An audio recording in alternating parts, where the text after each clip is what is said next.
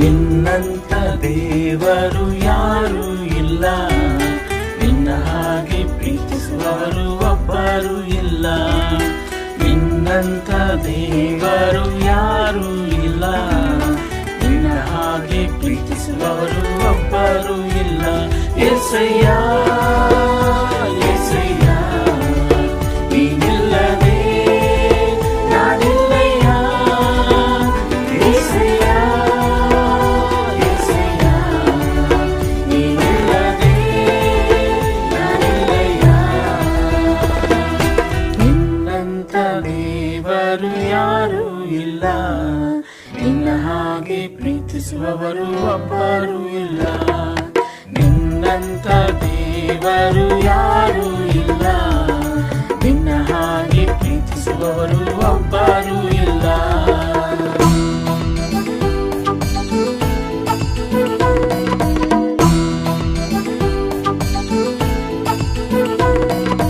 ಪಾಪದ ಮರಣದಲ್ಲಿ ಇದ್ದಂತಾಳೆಲ್ಲ ಪ್ರೀತಿ ಮಾಡಿ ಪ್ರಾಣ ಕೊಟ್ಟು ಬದುಕಿಸಿದೆ ದೇವ. ಪಾಪದ ಮರಣದಲ್ಲಿ ಇದ್ದಂತಾಳನ್ನ ಪ್ರೀತಿ ಮಾಡಿ ಪ್ರಾಣ ಕೊಟ್ಟು ಬದುಕಿಸಿದೆ ದೇವ. ನಿನ್ನ ಕೃಪೆ ಶಾಶ್ವತ ಎಂದೆಂದು ದೇವ, ನಿನ್ನ ಕೃಪೆ ಶಾಶ್ವತ ಎಂದೆಂದು ದೇವ. ನಿನ್ನ ಪ್ರೀತಿಯಿಂದ ನಾನು ಜೀವಿಸುವೆ ದೇವ, ನಿನ್ನ ಪ್ರೀತಿಯಿಂದ ನಾನು ಜೀವಿಸುವೆ ದೇವ. యేసయ్య యేసయ్య ನೀನಿಲ್ಲದೆ ನಾನಿಲ್ಲಯ್ಯ. యేసయ్య యేసయ్య ನೀನಿಲ್ಲದೆ ನಾನಿಲ್ಲಯ್ಯ.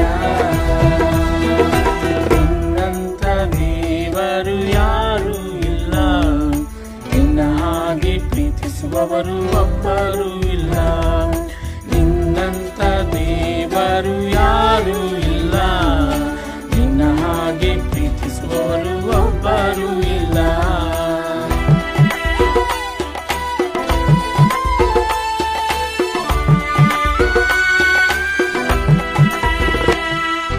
ಕಷ್ಟಗಳಲ್ಲಿ ದುಃಖಗಳಲ್ಲಿ ಜೊತೆಯಾಗಿರುವವನು, ರೋಗಗಳಲ್ಲಿ ಸಂಕಟದಲ್ಲಿ ಬಲವ ಕೊಡುವವನು.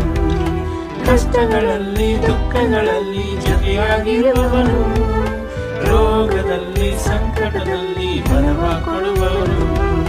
ಕೊರತೆಗಳನ್ನು ನೀಗಿಸುವವನು ನೀನೇ యేసయ్య, ಕೊರತೆಗಳನ್ನು ನೀಗಿಸುವವನು ನೀನೇ యేసయ్ಯ.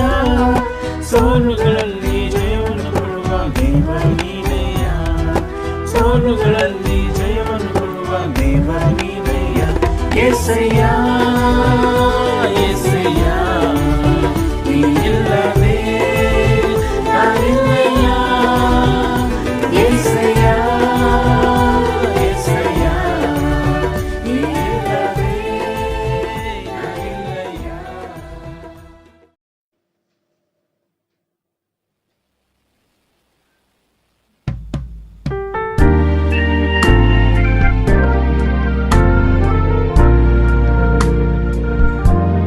ಸ್ತುತಿಗೆ ಯೋಗ್ಯನು ಮಹಿಮೆ ನಿನಗೆ, ನನ್ನ ಕರಗಳ ಎತ್ತಿ ಎಂದು ನಿನ್ನನ್ನೇ ಆರಾಧಿಪೆ.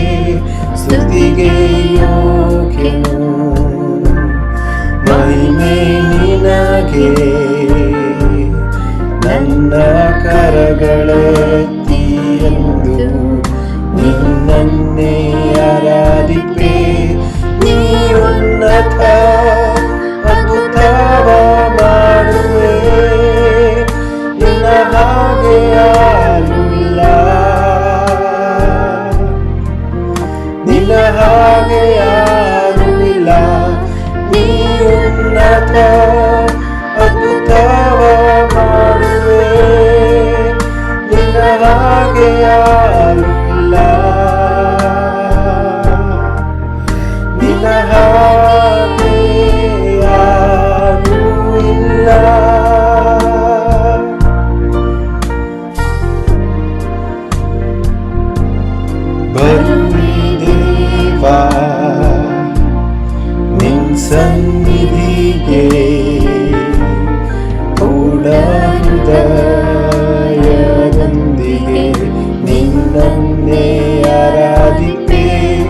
ಬರುವೆ ದೇವ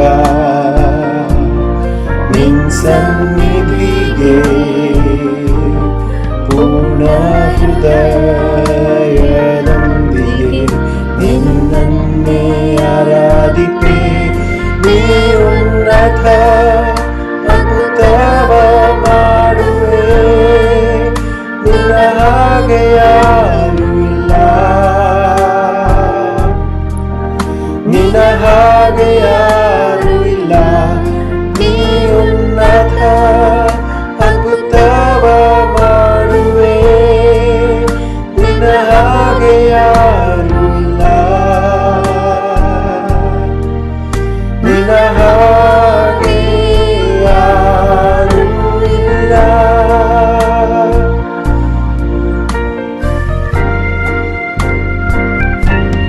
ನೀ ಉನ್ನತ ಅದ್ಭುತವ ಮಾಡುವೆ, ನಿನ್ನ ಹಾಗೆ ಯಾರೂ ಇಲ್ಲ, ನಿನ್ನ ಹಾಗೆ ಯಾರೂ ಇಲ್ಲ. ನೀ ಉನ್ನತ ಅದ್ಭುತವ ಮಾಡುವೆ, ನಿನ್ನ ಹಾಗೆ ಯಾರೂ ಇಲ್ಲ, ನಿನ್ನ ಹಾಗೆ ಯಾರೂ ಇಲ್ಲ. ನೀ ಉನ್ನತ ಅದ್ಭುತವ ಮಾಡುವೆ, ನಿನ್ನ ಹಾಗೆ ಯಾರೂ ಇಲ್ಲ, ನಿನ್ನ ಹಾಗೆ ಯಾರೂ ಇಲ್ಲ. ನೀ ಉನ್ನತ ಅದ್ಭುತವ ಮಾಡುವೆ, ನಿನ್ನ ಹಾಗೆ ಯಾರೂ ಇಲ್ಲ, ನಿನ್ನ ಹಾಗೆ ಯಾರೂ ಇಲ್ಲ, ನಿನ್ನ ಹಾಗೆ ಯಾರೂ ಇಲ್ಲ, ನಿನ್ನ ಹಾಗೆ ಯಾರೂ ಇಲ್ಲ, ನಿನ್ನ ಹಾಗೆ ಯಾರೂ ಇಲ್ಲ.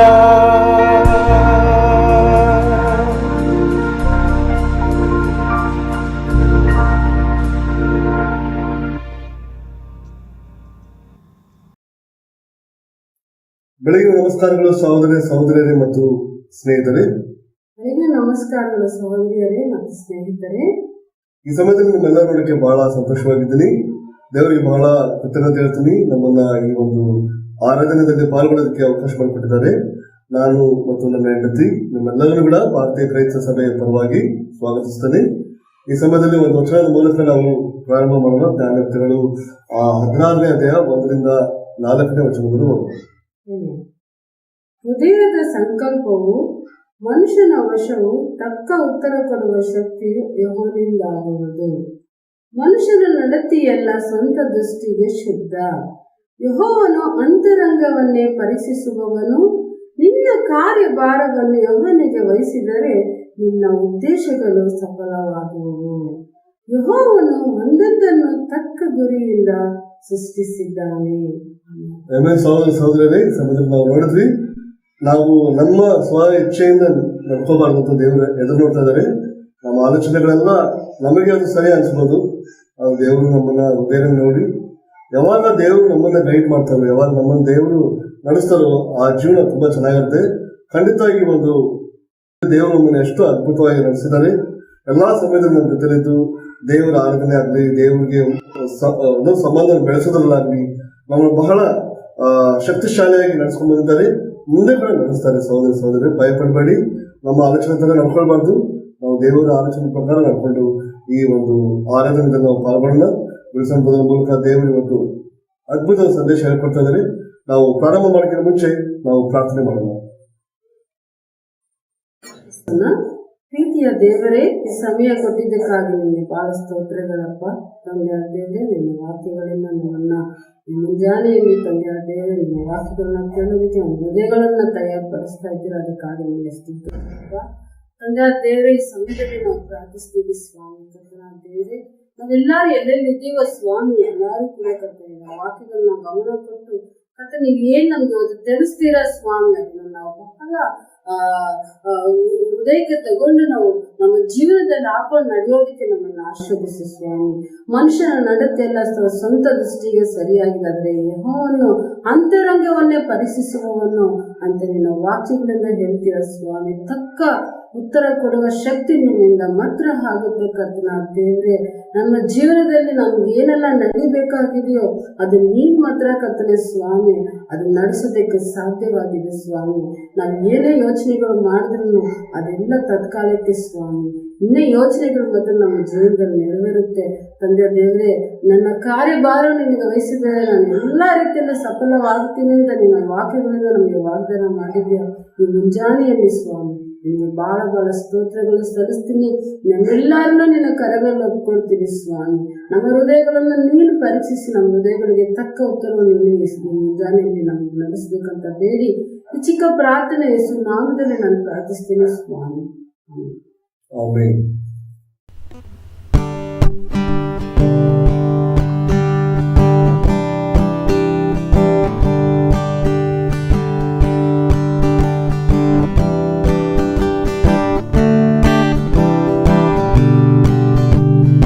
ನಾವು ಇಲ್ಲಿ ಯಾತ್ರಿಕರು, ಚೀಯೋನಿಗೆ ಹೋಗುವೆವು. ಯೇಸು ತಾನೇ ಮುಂದೆ ಹೋಗ ಸ್ವರ್ಗ ಸೇರುವರೆಗೂ. ಸ್ವರ್ಗ ಮಹಿಮೆಯಾಲಿ ನಾವು ಸೇರಿದಾಗ ಎಷ್ಟಾನಂದವು. ಆಗ ಯೇಸುವನ್ನು ನೋಡಿ ಮಹಾನಂದದಿಂದ ಹಾಡುವೆವು. ಯಾತ್ರೆ ಉತ್ತಮವಾಗಿದ್ದಾಗ್ಯೂ ಹರ್ಷದಿಂದ ಸಾಗುವೆವು. ಇಕ್ಕಟ್ಟಾದ ಮಾರ್ಗದಿಂದ ಮುಂದೆ ಸಾಗಿ ಹೋಗುವ. ಸ್ವರ್ಗ ಮಹಿಮೆಯಾಲಿ ನಾವು ಸೇರಿದಾಗ ಎಷ್ಟಾನಂದವು. ಆಗ ಯೇಸುವನ್ನು ನೋಡಿ ಮಹಾನಂದದಿಂದ ಹಾಡುವೆವು. ಭಯ ಹುಟ್ಟಿಸುವ ಸುದ್ದಿ ನಾವು ಕೇಳುವಾಗಲೂ ಸ್ಥಿರ ಚಿತ್ತದಿಂದ ನಾವು ಜೀವನ ಯಾತ್ರೆ ಮಾಡುವ. ಸ್ವರ್ಗ ಮಹಿಮೆಯಾಲಿ ನಾವು ಸೇರಿದಾಗ ಎಷ್ಟಾನಂದವು. ಆಗ ಯೇಸುವನ್ನು ನೋಡಿ ಮಹಾನಂದದಿಂದ ಹಾಡುವೆವು. ಆಗ ಯೇಸುವನ್ನು ನೋಡಿ ಮಹಾನಂದದಿಂದ ಹಾಡುವೆವು.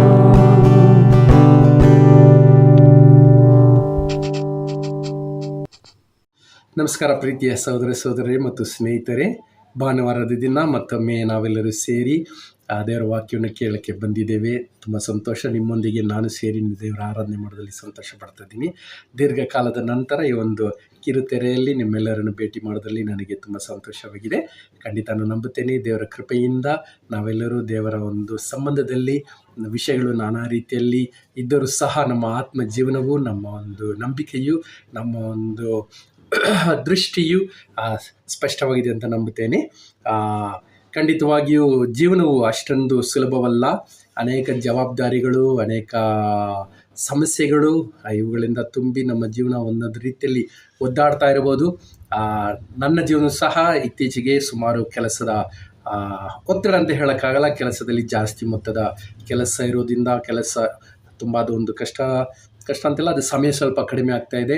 ಅದೇ ಸಮಯದಲ್ಲಿ ಕೆಲವರು ಸ್ನೇಹಿತರಿಗೆ ಕೆಲಸ ಇಲ್ಲ ಅಂತ ಅವರು ಒಂದು ದೊಡ್ಡ ಒತ್ತಡದಲ್ಲಿದ್ದಾರೆ. ಆ ರೀತಿ ನೋಡಿದರೆ ದೇವರು ಕೊಟ್ಟಿರುವ ಕೆಲಸ ನಿಜವಾಗ್ಲೂ ನಾವು ದೇವರಿಗೆ ಸ್ತೋತ್ರ ಮತ್ತು ಸಂತೋಷವಾಗಿ ಇರಬೇಕಾಗಿರ್ತದೆ.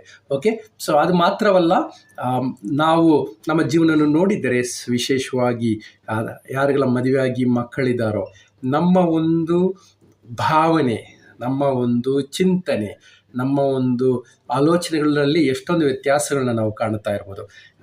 ನಮ್ಮ ಕುಟುಂಬಕ್ಕೆ ಬೇಕಾದನ್ನು ಕೊಡಬೇಕು, ನಮ್ಮ ಮಕ್ಕಳಿಗೆ ಬೇಕಾದನ್ನು ಕೊಡಬೇಕು, ಎಲ್ಲವನ್ನು ಪೂರೈಸಬೇಕು ಅಂತ ಒಂದು ಜವಾಬ್ದಾರಿ, ಒಂದು ಒತ್ತಡನೂ ನಮ್ಮ ಜೀವನದಲ್ಲಿ ಹೆಚ್ಚಾಗಿ ಇದ್ದೇ ಇರುತ್ತದೆ. ಅದರಲ್ಲಿ ನಾನೇನು ಅದರಲ್ಲಿ ಎಸ್ಕೇಪ್ ಆಗೋಕ್ಕಾಗಲ್ಲ, ಎಲ್ಲರಿಗೂ ಅದು ಇದ್ದೇ ಇರುತ್ತದೆ.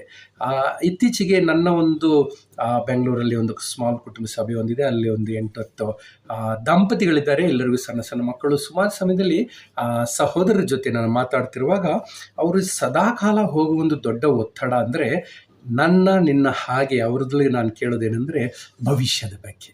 ಮುಂದೆ ಏನಾಗ್ತದೆ, ಮುಂದೆ ಕೆಲಸ ಹೋಗ್ಬಿಟ್ರೆ ಏನು ಮಾಡೋದು, ಅಥವಾ ನಮಗೆ ಜವಾಬ್ದಾರಿಗಳು ಮತ್ತು ಖರ್ಚುಗಳು ಹೆಚ್ಚಾಗ್ತಾ ಇದೆ, ಮಕ್ಕಳು ಬೆಳೆದು ಬರ್ತಾ ಇದ್ದಾರೆ, ಅವರಿಗೆ ಫೀಸ್ಗಳು ಜಾಸ್ತಿ ಆಗ್ತಿದೆ, ಅದನ್ನು ಹೆಂಗೆ ಮೀಟ್ ಮಾಡೋದು ಅಂತ ಒಂದು ಆಲ್ವೇಸ್ ಅನ್ ಆಂಗ್ಸೈಟಿ ಅಂತ ಹೇಳ್ತೀವಿ. ಏನೋ ಒಂದು ಕುತೂಹಲಕ್ಕಿಂತ ಏನೋ ಒಂದು ಗಾಬರಿಯಾದ ಒಂದು ಭಾವನೆ ಇರುತ್ತದೆ. ನಾನು ಸುಮಾರು ಸಲ ಕೇಳುವಾಗ ಎಲ್ಲರೂ ಒಂದು ಹೇಳೋದು, ಭವಿಷ್ಯದ ಬಗ್ಗೆ ಇರುವ ಭಯ ಯಾವಾಗಲೂ ಜಾಸ್ತಿ ಆಗಿರ್ತದೆ. ಭವಿಷ್ಯದಲ್ಲೂ ಸಹ ಇಮಿಡಿಯೇಟ್ ಭವಿಷ್ಯ ಅಂದರೆ ಈ ಜೀವನದಲ್ಲಿ, ಈ ಲೋಕದಲ್ಲಿ ಜೀವಿಸಿರುವ ಮುಂದೆ ಏನಾಗ್ತದೆ, ನಮಗೆ ಅದೇ ಹೇಳಿದಲ್ಲ, ಕೆಲಸ ಹೋಗ್ಬಿಟ್ರೆ ಮುಂದೆ ನನಗೆ ಇಷ್ಟೊಂದು ಕಮಿಟ್ಮೆಂಟ್ಗಳಿದೆ. ಓಕೆ, ನಮಗೆ ಸಾಲ ತೊಗೊಂಬಿಟ್ಟಿರ್ತೀವಿ, EMI ಗಳಿರ್ತದೆ, ಮನೆ ಬಾಡಿಗೆ ಕಟ್ಟಬೇಕು, ಅದು ಇದು ಅಂತ, ಅದು ಏನಾಗುತ್ತದೆ ಅಂತ ಒಂದು ಭವಿಷ್ಯದ ಭಯ. ನಂತರ ನಾನು ಅಕಸ್ಮಾತ್ ನನಗೆ ಏನಾದರೂ ಆಗಿಬಿಟ್ರೆ ನನ್ನನ್ನು ನಂಬ್ಕೊಂಡಿರುವ ನನ್ನ ಗಂಡನ ಹೆಂಡತಿನ ಅಥವಾ ಮಕ್ಕಳ ಜೀವನ ಏನಾಗ್ತದೆ. ಸೊ ನನ್ನ ವಂಶಸ್ಥರ ಬಗ್ಗೆ ಅವರ ಭವಿಷ್ಯದ ಒಂದು ಭಯ. ಇನ್ನೊಂದು ಭಯನೂ ಸಹ ನಾನು ನೋಡುತ್ತೇನೆ. ಇಲ್ಲಿ ಸತ್ತ ನಂತರ ನಮ್ಮ ಸಭೆಯಲ್ಲಿ ಒಬ್ಬರು ಕೇಳ್ತಾ ಇದ್ರು, ಅಂಕಲ್ ಸತ್ತ ನಂತರ ಏನಾಗ್ತದೆ, ಆ ರೀತಿಯಾದ ಒಂದು ಸತ್ತ ನಂತರ ನಮ್ಮ ಆತ್ಮದ ಒಂದು ಜೀವನದ ಬಗ್ಗೆ ಒಂದು ಭಯ. ಈ ರೀತಿ ನಾನಾ ರೀತಿಯಾದ ಭಯಗಳಿರುತ್ತದೆ, ಆತಂಕಗಳಿರುತ್ತದೆ ನಮ್ಮಲ್ಲಿ. ಈ ದಿನ ಅದರ ಬಗ್ಗೆ ಒಂದು ಅದ್ಭುತವಾದ ಒಂದು ವಿಷಯವನ್ನು ಕಲಿಯೋಣ. ನಾನು ಇತ್ತೀಚೆಗೆ ಹೆಚ್ಚಿಗೆ ಅಂಥ ಒಂದು ಒತ್ತಡ, ಅಂಥ ಆತಂಕದಲ್ಲಿ ಇರುವಾಗ, ನಾನು ಯೋಚಿಸ್ತಿರುವಾಗ ದೇವರು ಒಂದು ಕೆಲವು ವಾಕ್ಯಗಳನ್ನ ನನಗೆ ವ್ಯಕ್ತಪಡಿಸಿದರು. ಆ ವಿಷಯಗಳು ಖಂಡಿತ ನನಗೆ ಅನೇಕ ಒಂದು ಕ್ಲಾರಿಟಿ ಅಂತ ಹೇಳ್ಬೋದು, ಅಥವಾ ಅದು ಒಂದು ಧೈರ್ಯ ತುಂಬಿತ್ತು ಅಂತ ಹೇಳ್ಬೋದು, ಅಥವಾ ಇನ್ನೊಂದು ಸ್ಪಷ್ಟತೆ ಬಂತು ಅಂತ ಹೇಳ್ಬೋದು. ಅದನ್ನು ನಿಮ್ಮಲ್ಲಿ ಹಂಚ್ಕೊಳ್ಳೋಣ ಅಂತ ಇಷ್ಟಪಡ್ತಾ ಇದ್ವಿ. ದೇವ್ರ ವಾಕ್ಯದ ಕೇಳೋಕ್ಕೆ ಮುಂಚೆ ಒಂದು ಸಣ್ಣ ಒಂದು ಕಿರುನಗೆ.